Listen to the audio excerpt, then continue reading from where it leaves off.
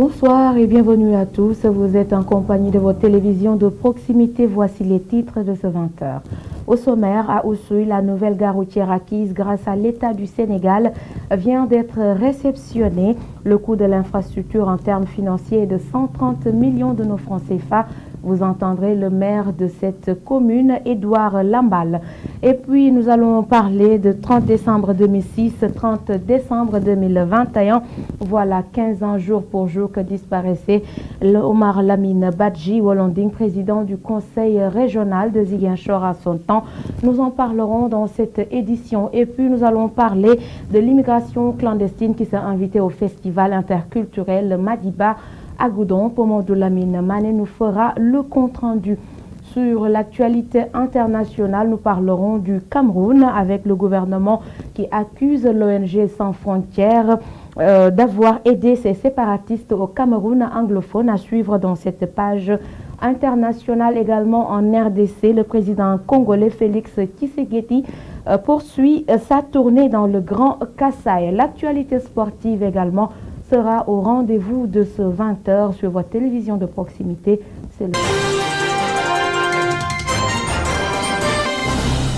Merci de nous accueillir chez vous pour vous informer. Il est 20h dans le studio de Zik TV. Je vous l'annonçais dans les titres. À Oussouye, la nouvelle gare routière acquise grâce à l'État du Sénégal vient d'être réceptionnée.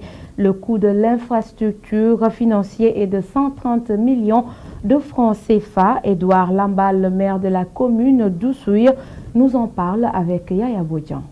En tenant compte de la capacité financière de la commune d'Oussouye, avec le financement du PNDL, ont été réalisés le hangar, le bureau des taxes, les cantines, les toilettes et le mur de clôture pour un montant de 50 millions de francs CFA en 2017. Avec le PACASEN, ont été réalisés au fur et à mesure de la disponibilité des fonds, les voies internes de la gare routière pour un montant de 24 728 417 francs en 2020. La voie piétonne du parking et de la réalisation de l'éclairage public en juin 2021 pour un montant de 19 548 900 francs CFA. La voie d'accès à la gare routière en novembre 2021 pour un montant de 36 391 082 francs CFA. Au total, 130 668 406 francs CFA ont été mobilisés pour la réalisation de ce beau joyau au bénéfice de la commune, du département de Oussouye, voire la région de Ziguinchor. Et nous en sommes fiers car le travail réalisé ici est de qualité. Les transporteurs satisfaits ont remercié l'État du Sénégal pour ce geste somptueux à travers les populations. Ibrahima Bodian a parlé à leur nom. Nous suivons ses propos. Monsieur le maire, je vous remercie. Je vous remercie vivement parce que c'est un problème. Le gouverneur de la région de Ziguinchor, c'est une longue histoire que je reviendrai un peu parce que les gens peuvent oublier pour avoir vraiment ce terrain-là grâce à Kana et Michel le maire et d'autres qui ont vraiment mis la main. Ils nous ont tendu la main pour dire que Michel Baudin et d'autres qui sont derrière toi, hein, on vous tend la main, on va faire ce que vous avez dit et je les remercie sur ça. Pourquoi? Parce que quand on nous dit que le département de Souy n'a pas de gare digne de son nom, vraiment les jours là, je ne sais pas où on va y aller. Mais Dieu merci, avec la compréhension du monsieur le maire et du préfet et d'autres, c'est le premier maire qui nous avait tendu la main et il a fait ce qu'il nous avait dit. Voilà, aujourd'hui, si on me dit de venir prendre le micro, c'est avec satisfaction. Je suis très content. Même ceux qui sont derrière moi, ils ne peuvent même pas parler. Mais je vous dis que moi je vous remercie vivement. Quelle allégresse que vous nous avez donnée. Mais si vous dites que le chauffeur, c'est les banques. Actuellement, il y a des chauffeurs qui ont fait les banques comme vous. Nous n'avons pas eu la chance d'être maires. Nous n'avons pas eu, mais quand même, là où nous sommes aussi, on ne se plaigne pas. Je pense que, monsieur le maire, ce que je vais vous dire, accompagnez toujours et continuez à nous accompagner. Ce n'est pas suffisant. Il y a des choses que j'ai vues que je dois déclarer.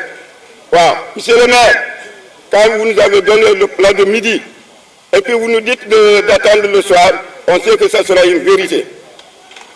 Vous ne nous avez jamais trompé de langage, ni de décision, ni d'engagement.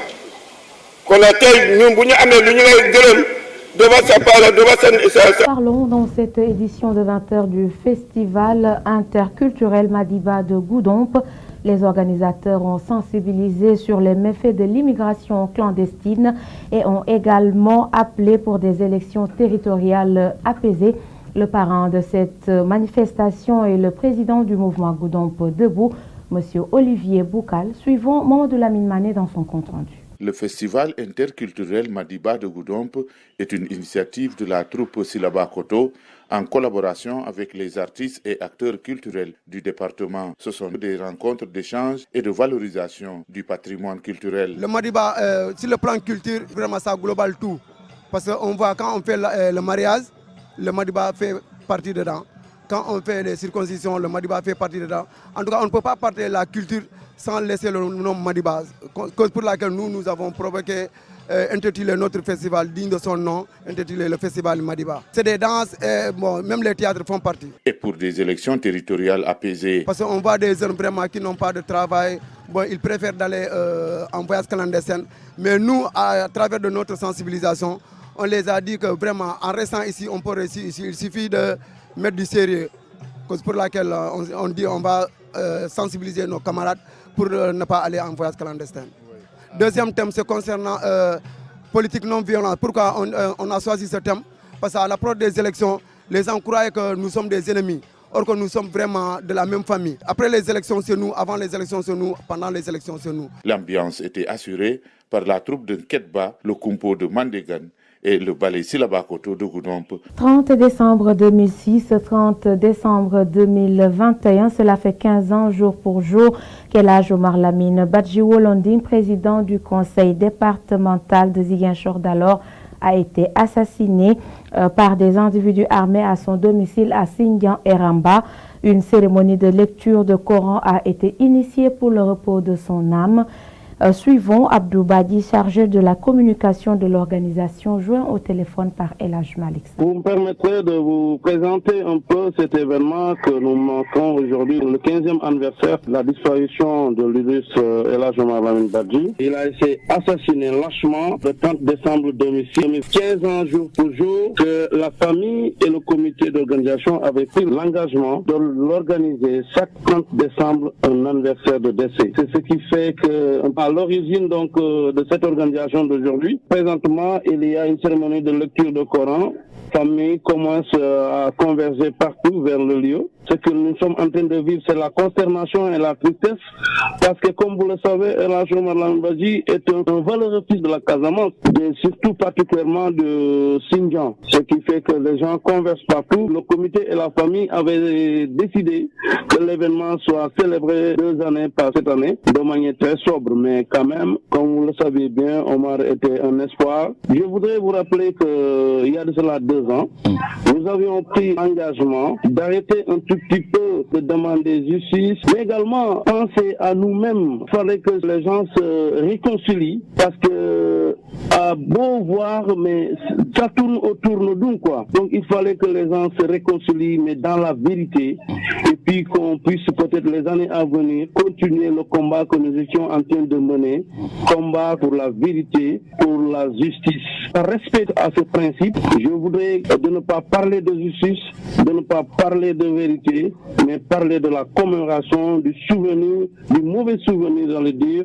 que nous sommes en train de vivre aujourd'hui. L'atmosphère, c'est la tristesse, la consternation, un calme total. Il n'y a pas de bruit, beaucoup de respect en la mémoire de Feu Omar Lamine Badji.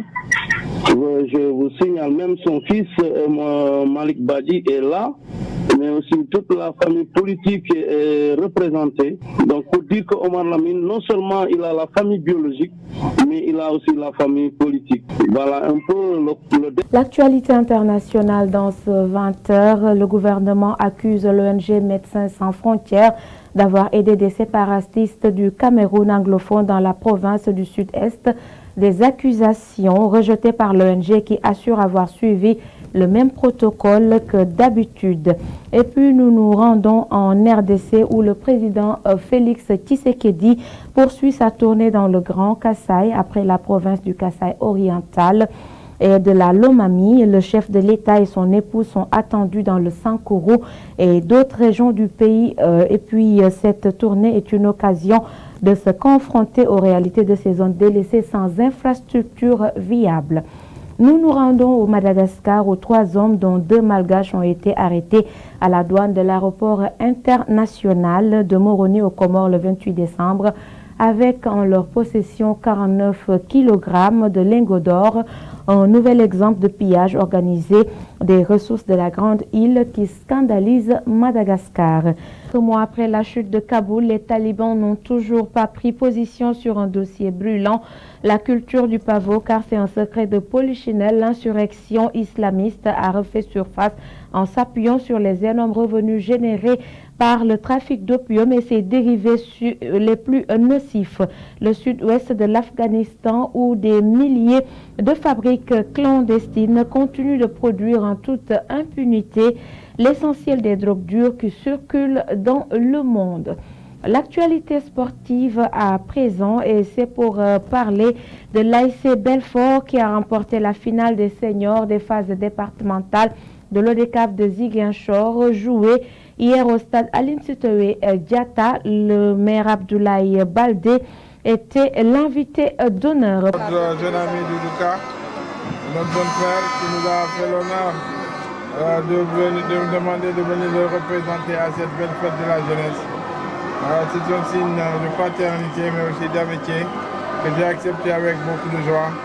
Et aujourd'hui je suis venu avec sa famille, avec ses sœurs, mais aussi avec son représentant Hassan Badi et tous ses amis, tous les amis du sport au niveau de Ziguinchor pour venir participer à cette belle fête de la jeunesse. Donc je tenais à féliciter l'ensemble de la jeunesse du Ziguinchor, féliciter le président de l'ODCAV, M. Ousmane Sarro, mais aussi féliciter tous les présidents de zone, parce qu'il s'agissait d'une finale départementale.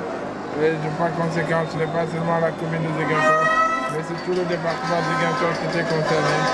Nous sommes venus et nous avons participé à une très très belle fête. Vraiment, félicitations et encore tous mes encouragements à l'équipe l'équipe de Yamaton qui n'a pas démérité. Mais je félicite l'équipe de Belfort qui a aussi prodigué du beau football et par la grâce de Dieu, elle a remporté cette finale.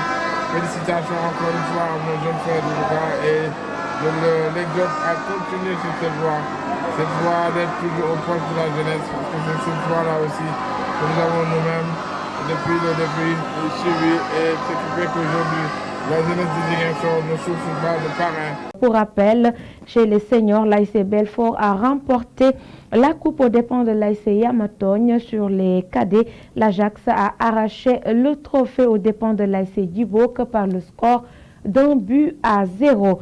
5 postulants avec autant de réussite au bout, c'est la sanction sénégalaise au terme d'un stage en coaching international de niveau 2 en canoë tenu au Maroc du 15 au 22 décembre passé.